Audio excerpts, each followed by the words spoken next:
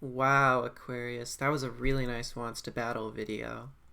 Hey, thanks man. Glad you enjoyed it. I'm really excited about the channel growth lately. Yeah, didn't you say that you would be uploading more?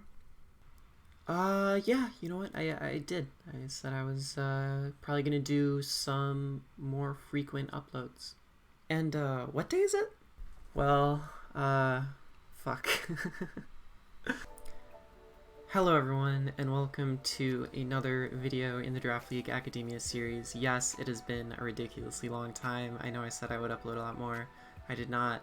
I was on winter break for a week longer than I thought I would be, and it just sort of meant that I had less space and personal space to make things. That being said, back on track hopefully. And this is going to be about defensive Wincons, which is going to be sort of a follow-up video for my other video, which was sort of like just the learning how to play, like how to play better sort of thing, where I talked about Wincons and finding Wincons. I touched a lot of it on finding Wincons when you're sort of in a rut, and I touched a little bit on alternating Wincons, things like that. I want to go more into depth about what distinguishes an offensive Wincon and a defensive Wincon, and how to identify which one is preferable within a game. This video is especially going to be very useful for people who play more balanced playstyles or bulky offense playstyles as opposed to like either hyper offense or like stall. So it's sort of the meta that is almost toughest to use because it requires a lot of or playstyle that's tough to get really good at, because it requires this sort of next level thinking of, okay, which endgame am I really going for? Something that's really interesting to note is like win conditions was something that I sort of was blasely throwing around in that other video about how to win. Essentially what it means is what is the strategy in which I'm going to get to the end of this game? What do I need to remove on my opponent's side of the field in order for one of my mons to win against the rest of their team?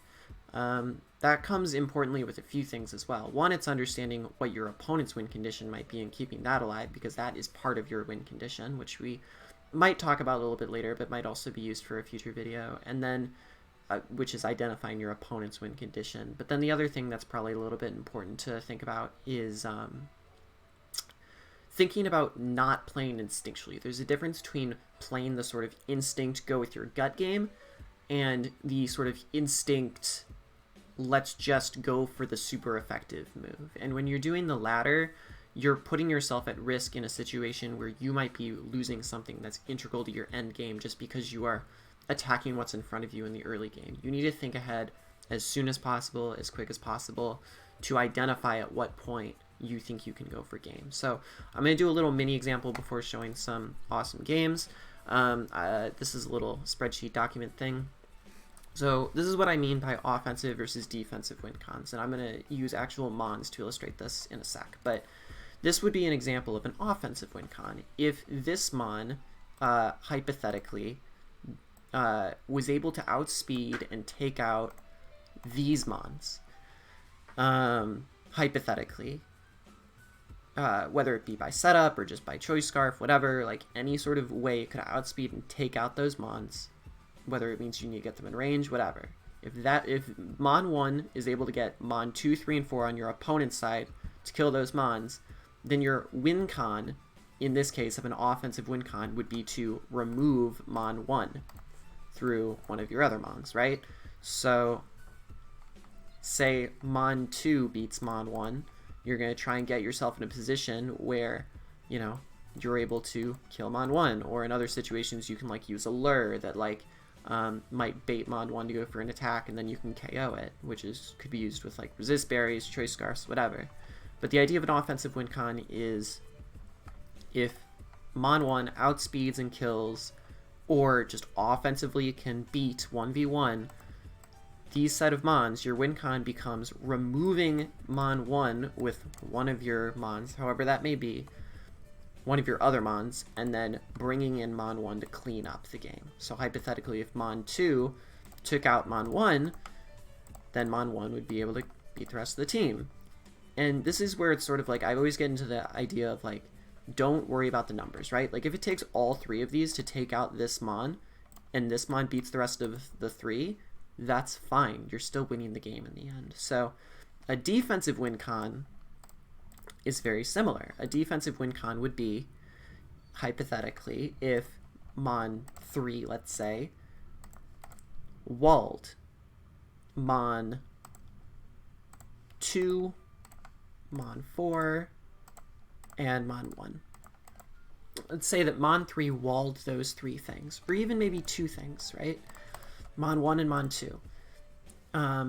In this instance, you might be thinking, okay, mon 1 is going to have a difficult time getting rid of I'm going to have a difficult time getting rid of mon 1, so let's go with the defensive route and wall mon 1 and mon 4, and try and take out mon 2 and mon 3 with some of my offensive threats. In this case, you might be able to use mon 1 a little bit more loosely because it can beat mon 2 and mon 3, like I said before. This is very meta, and I'm going to explain with specific examples, but I wanted to sort of show that format. So, move down to here, right? Hypothetically, I think a really good example for this is Registeel. It's really good at beating things that don't resist it, and even things that do resist it. But it's terrible at beating ground types, right? So Registeel in this instance should be able to beat these 3 mons. I know Helios is a resist, but let's say for the hypothetical sake of argument that Registeel beats Heliolisk. I bet like Electro Ball or Thunderbolt does like 50% to it anyway. But it doesn't beat Nidoqueen. So let's make Nidoqueen red. In this instance, you might want to use some of these mons to take out Nidoqueen so that Registeel can clean up for the rest of the game.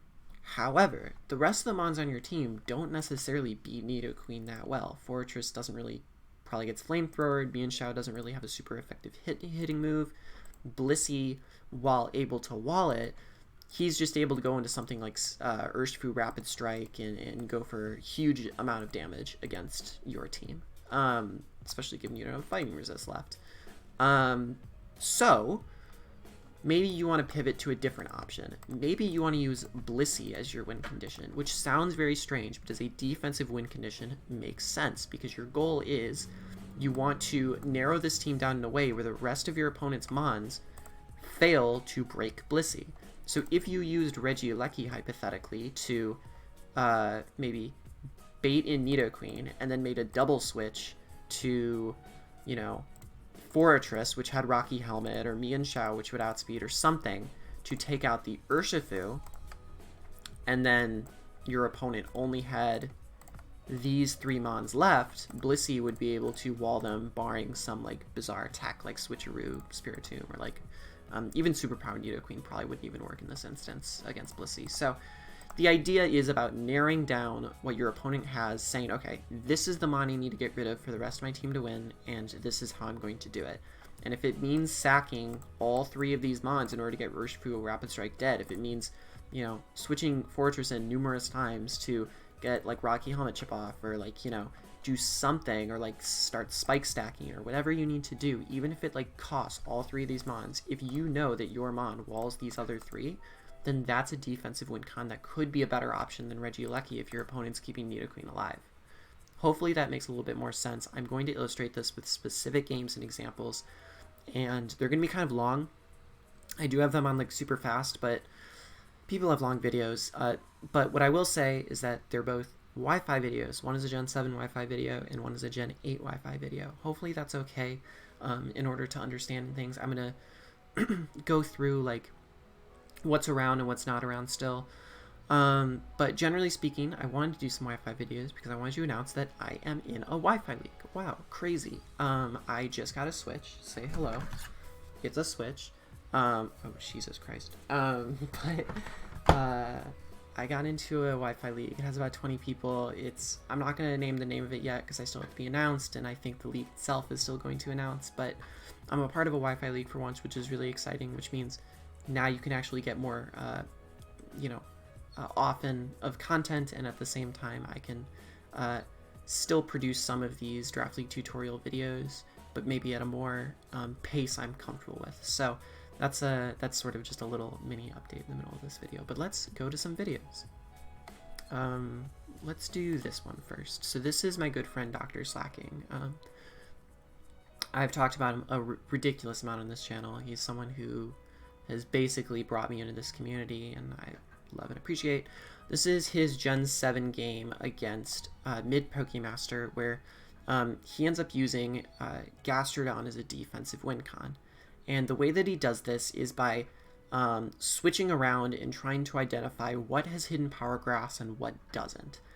And in doing so, he's able to figure out what mons he needs to eliminate in order to keep Gastrodon alive. Now, I know hidden power is cut, but like, this is still valuable in the case of a Legacy League, or can apply to any game, just in terms of a mon having a coverage move, right? So, for example, he's just going for suicide spikes here, and he's pausing to explain it. So his goal right now is to eliminate things that Gastrodon walls at all costs, right? Or that eliminate things, sorry, not the Gastrodon walls, that beats Gastrodon. And in his mind, this Zapdos could have hidden Power Grass, and all this is here to do is get residual chip and get spikes up. And that's really important to him in the sense of chipping down his opponent's team so that he has that option of a defensive Wincon coming up. Thankfully, it works out because mid Pokemaster goes for Roost, thinking that Matt's going to switch out. Greninja does even more here, getting more damage on Blastoise.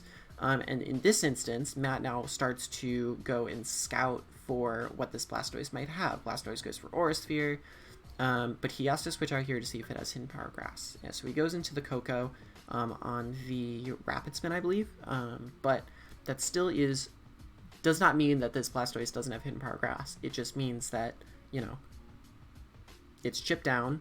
It's less likely it does, but you never know. So Coco's going to go for Defog here and then going for Thunderbolt. Once again, he's just trying to get damage on things so that he can have a more defensive endgame or maybe an offensive endgame in the end. He doesn't necessarily know yet, but this is benefiting him in the long run because he's going to be forcing things to recover, he's going to be getting momentum, and that Gastrodon is still going to be able to, and he's identifying what can and can't beat each mon of his. And eventually at some point through this battle, he's going to conclude that Gastrodon is going to be the best option to, you know, find a Wincon. He mispredicts here like an idiot because it's Matt.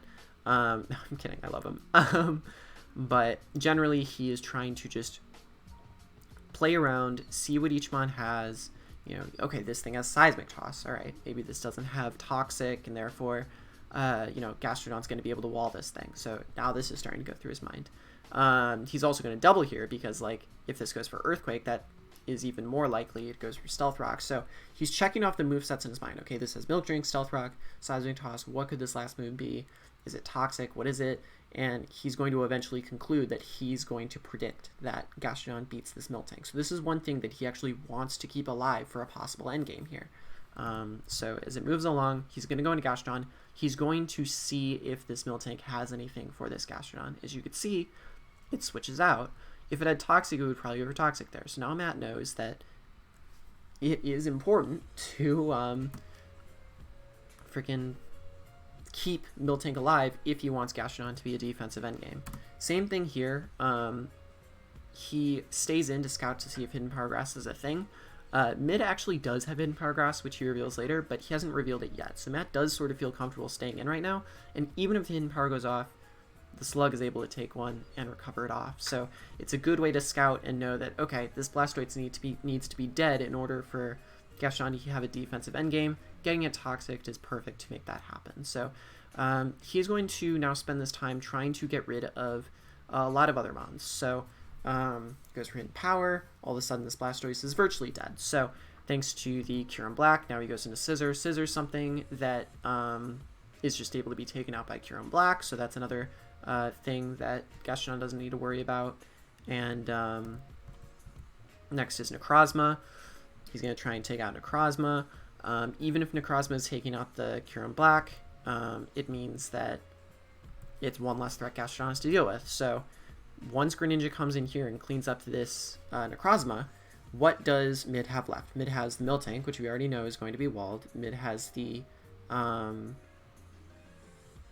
Zapdos, right? I think he has the Zapdos, which we don't think has Hidden Power Grass because of what was revealed on it earlier and how it was played around. And then we have the Garchomp, which just naturally is beaten by Gastrodon. So Matt's going to send out some other stuff first, just to, I don't really know what, maybe bait out the Zapdos here, perhaps. I mean, offensively, he really didn't have a great switch in because Garchomp could have caught a Dazzling Gleam.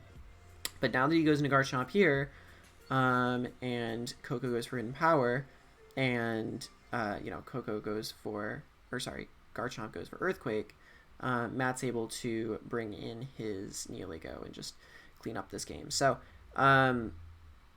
not clean up this game, rather, but once he cleans up the Garchomp, offensively, he's able to know now that since the Miltank is walled by Gastrodon, he can play Gastrodon as his defensive endgame. Because otherwise, what else was he going to win with, right? Was he going to win with Neolego? Not necessarily. This could be especially defensive Miltank, and it revealed it as Earthquake, so it took out, the Heatran, it takes out the Neolego. So in this case, Gastrodon needs to be the defensive endgame because Miltank beats all his offensive options, so he needs to make sure Miltank is the last mon alive, and that Gastrodon, the one thing that beats Miltank, is also alive on his side. So that way he plays Gastrodon as a defensive Wincon. Even though Gastrodon only beat one thing in the end, he played the game in the way that mid would only have things left that lose to his defensive game. So that's what happens in this replay, and I think it's a good example of, one, scouting to see what moves your opponent has to see if a defensive Wincon is possible, and two is actually executing it. So next one I'm going to show is a little bit longer, but hopefully I can skip through it a little bit. It is our great friend Vepsis, my other father figure in this community with Dr. Slapking, I should say. But I'm going to show a video of his where he uses Registeel as a defensive Wincon. And this is very interesting because he goes against this guy who has a Graplocked. And if we know one thing about Vepsis is that he sucks against low tier things. So he plays this game in a way in which, and I'm not going to go over every single move, but he plays this game in a way in which he wants to get rid of the things that beats his Registeel, because Registeel can wall a lot of some of Trexo's things. So let's look at, what Trexo brought, right? Thundurus, Tapu Lele especially, Spectrier. Those are things like special attackers he might still want around in order for, the Registeel to beat. So he's going to play it in that way. He's going to try and get rid of things like the Incineroar, the Graplocked, the Dugtrio, so that his Registeel can win the endgame, and that's what you're going to see in this game. So I'm going to skip ahead a little bit to perhaps, maybe about this point we can skip ahead to, but I'm really going to skip ahead a little bit further. But as you can see, he's playing this in such a way where, he has Rest Talk, so he has Rest Talk because it's Vepsis, so he's not necessarily concerned about taking damage early on, but he's more concerned about using Registeel to spread Toxic, spread damage, spread everything else on the things that answer it, right? So the things that are going to come in on Registeel are not like Thundurus, right? Because Thundurus doesn't necessarily beat it, or Lele. The things that are going to come out on it are Incineroar or Graplocked. So he's using Registeel as a bait to get Registeel's own counters out and put them on a timer, so that they're the more likely mons to fall earlier than the things that Registeel naturally beats. So he does that with Incineroar, and as you can see throughout the game is that over time he does struggle with his Graplocked a little bit, but as you can see here, he goes for Rest on the Registeel, so he's fine. He goes into the Executor to take out to try and get some momentum and heal up and things. It's a very long, slow-paced game because that's how he likes to play. But that being said, he is playing in a way where his end goal is to eliminate some of these bigger threats that deal with his defense. So I'll skip forward to an example here where Graplocked is back in against Rotom. He basically, it's hard to comment over these games that are kind of slow, but the idea is that, keep bringing in things that threaten this freaking Graplocked. If it stays in, good. It's going to be taking damage, and it's going to be fantastic. So he goes for Ice Punch here. He gets frozen, which is kind of funny, but he has a Lumberry, which is even more funny. But that being said, generally speaking, you know, he's able to slowly whittle and chip this Graplock over time, even if it's just a minimal amount of percent. Same thing here. Now that this Incineroar is coming in against this Exeggutor, it's going to be taking more Toxic Chip, and that's one less thing Registeel has to deal with. So, perfect. So, this is probably the turn that I want to look at here. So, at this point, he Volt Switches, I think, into Nidoking, or he gets Nidoking, or he just Hard Switches, I guess. Or no, he Volt Switches, definitely Volt Switches. Or Hard Switches, one or the other. But he switches into Nidoking because he goes, okay, this is probably one of my least valuable mons, and I just need damage on this Graplock in order to, like, make sure that it's not an issue for Registeel down the line. And thankfully, his opponent stays in, and even though it means that, you know, he's taken only half and he's lost his entire Nidoking, that's huge, because now a lot of Vepsis' things can beat, or can, you know, can do more damage to this Graplock, or there's less damage to be done to this Graplock anyway, so it clears the way for Registeel to go off. So if he's leaving his Graplock in here, he's fine sacking off 2 things, or I guess 1.5 things, if it means getting rid of the thing that threatens his defense so well. So even if it means sacking some of your offensive threats, if you identify something that beats your wall, that's something that could be valuable for you in your endgame. So beating the Graplock is absolutely huge here, because now there's more space for Registeel to clean up the game once this Incineroar is down as well. So now Vepsis is trying to figure out, how can I get damage on this Incineroar in a way that, you know, is valuable. So even though Incineroar is for U-turn here, this is his next task. How can I get rid of Incineroar? Because that's one thing that Registeel is here to beat. Registeel can bring it in, go for Body Press. There's a bunch of options. So I think the part to skip ahead to, and of course there's a Dugtrio as well we got to worry about. You know, he's going for Rest Talk on some of these mons like Spectrier that's defensive, etc. So he's bringing in Wigglytuff. He's trying to get rocks up. He's going for Protect. I don't know why. But he's just playing the long game and trying to break things like Incineroar and Dugtrio, like I've been saying, in order to make his Registeel win a defensive endgame. And it's a very long, drawn-out process, but it works. Here we go. This is how he beats the Dugtrio. Dugtrio, he goes for Sleep Talk. He's going to essentially try and overheat this Dugtrio, so it's one less threat for the Registeel to worry about. He switches out, which is fine. You know, but he rolls Discharge, which is nice. Like, and now he can go back into this mon. And even though he's still going into this mon to like wall things like Tapu Lele, the fact that he can go for Toxic or Body Press to threaten the 2 things that are left that threaten Registeel, which is Dugtrio and Incineroar, will certainly help him a shit ton. So, you know, as he goes into Incineroar here, he wakes up, goes for Rest, but he's taking more and more damage on this Incineroar, and Dugtrio is winning a longer endgame. So I'm going to skip ahead a little bit. I know this is a little bit long and dragged on because Vepsis. But that being said, the end goal, like I said, is to sit in front of the things that Registeel beats. So he eventually manages to take out, you know, the Dugtrio and other things like that. I don't remember how he beats the Incineroar, but he fucking does. I will say that. Actually, I have no idea. Oh, I think it's because he gets rocks up, and then Incineroar starts taking rocks chip. So that's what's really neat. But anyway, you get the idea. Sorry, Vepsis, your fucking games are long, but I'll illustrate this on this if it makes it easier, and hopefully it should. Is Vepsis has a Registeel. Vepsis has a Nidoking. Vepsis has an Exeggutor. What else does the fuck he have? He has... Of course you mean your Exeggutor. He has... we're not going to worry about Weavile, because it didn't really come out in this game. We'll just throw in Rotom for that, right? Rotom Heat. And Wigglytuff. His opponent has Incineroar, Dugtrio, Thundurus, Therian. And I really urge you to go watch this full battle in its entirety. I know it's just like a time thing. I can't show it as the entire video, but truthfully, I do urge everyone to go and see it because it was a very, very well played game on his part that illustrates exactly what I'm trying to say.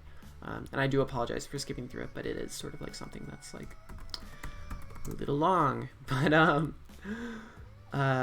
hopefully this should clear it up a little bit. So Graplocked, and then what am I missing? Dugtrio, Incineroar, Thundurus. Oh, Lele.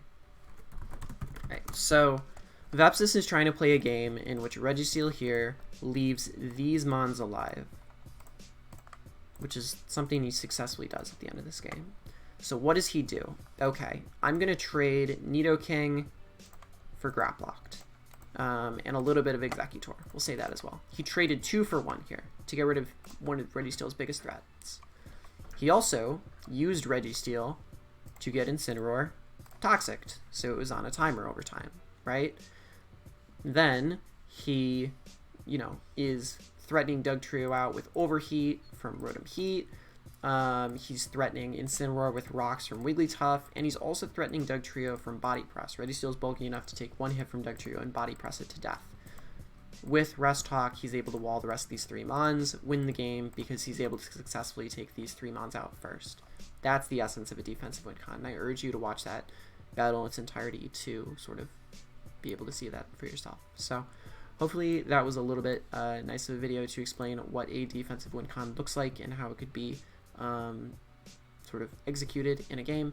It's definitely something that's very difficult to pull off in a game. I'm not going to deny that. I have a huge amount of difficulty pulling it off. I'm usually better with offensive Wincons, but it's something that if you can do or identify when it is better to use than an offensive Wincon, it'll make you a better player in your end game scenarios. So important to think about, important to look at, and maybe learn from other videos that do that. And for sure, I'm going to link both the battles that I just showed in the description, and stay tuned for the Wi-Fi content.